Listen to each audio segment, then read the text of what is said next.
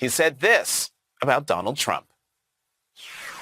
Donald Trump wants us to think that this country is hopelessly divided between us and them, between the, quote, real Americans, by which he means his supporters, and the outsiders who don't support him.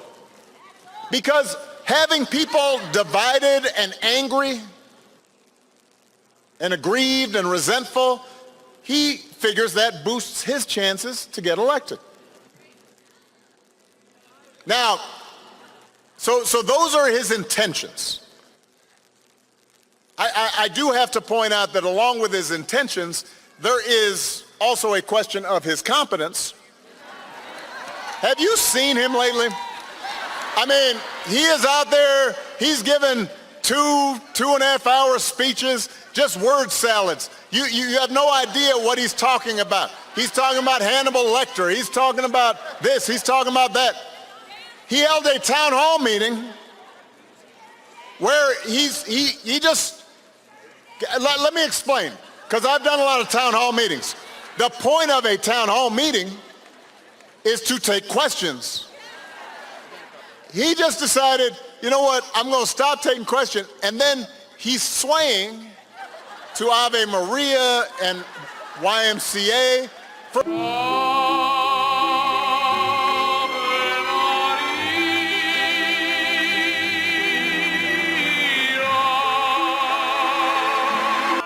about half an hour, folks are standing there not sure what's happening. Can you imagine if I did that? Can you imagine if Ruben did that right in the middle? Now, our playlist would probably be better. But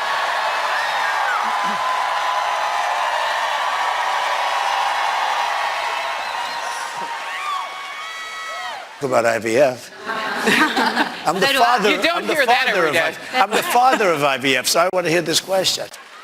He called himself the father of IVF. I do not know what that means. You do not either. He said January 6th was a day of love. Do not boo, vote. It made January 6th sound like it was Woodstock. I want to give you the opportunity to try to win back my vote. Okay, your, let me say, action and maybe inaction during your presidency and the last few years sort of, was a little disturbing to me. What happened during January 6th and the fact that, you waited so long to take action while your supporters were attacking the Capitol. And also people in your administration who don't support you.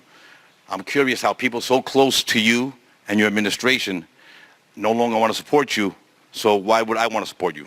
The people that don't support a very small portion. That was a day of love from the standpoint of the millions. It's like hundreds of thousands. It could have been the largest group I've ever spoken before. You would be worried if your grandpa was acting like this. No, I'm not joking. You would, right? You'd call up your cousins and you say, have you noticed?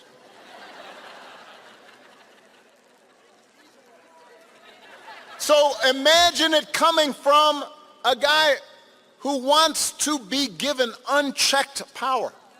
For Donald Trump and his cronies, freedom means that the powerful can do whatever they please. That's his definition of freedom. I want to fire workers for trying to organize a union. I should be free to do so. They want the freedom to throw out votes if they lose an election. They want to control what women can and can't do to their bodies. In other words, for Trump, freedom is getting away with stuff. And it's like he said in the middle of the pandemic, when he said, I do not take any responsibility at all. I'm not sure any American president has ever uttered those words other than Donald Trump. I do not take any. People were dying. Dr. Fauci said earlier this week that the lag in testing was, in fact, a failing. Do you take responsibility for that? And when can you guarantee that every single American who needs a test will be able to have a test? What's the date of that? Yeah, no, I don't take responsibility at all because we were given a set of circumstances and we were given rules, regulations, and specifications from a different time. Wasn't meant for this kind of an event with the kind of numbers that we're talking about.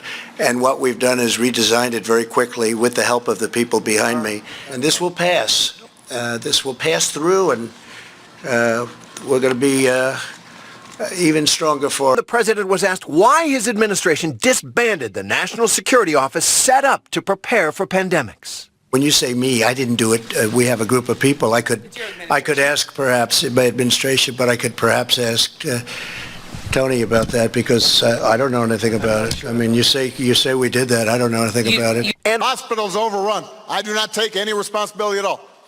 That's his idea of freedom. I do what I want, and I'm not responsible for anything. We have a broader idea of freedom. We believe in the freedom to provide for our families if we're willing to work. The freedom to breathe clean air and drink clean water. The freedom to send our kids to school without worrying if they'll come home safely.